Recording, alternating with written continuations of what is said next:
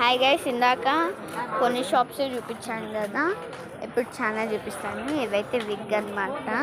ఇక్కడ కొన్ని ఉన్నాయి అంతే. ఇక్కడ వాళ్ళ దగ్గర కొన్ని పూలు ఉన్నాయి, ఇక్కడ నెక్లెసెస్, చాలా షాప్స్ ఉన్నాయి. వెళ్తుంటే వస్తున్నాయి అవన్నీ షాప్స్.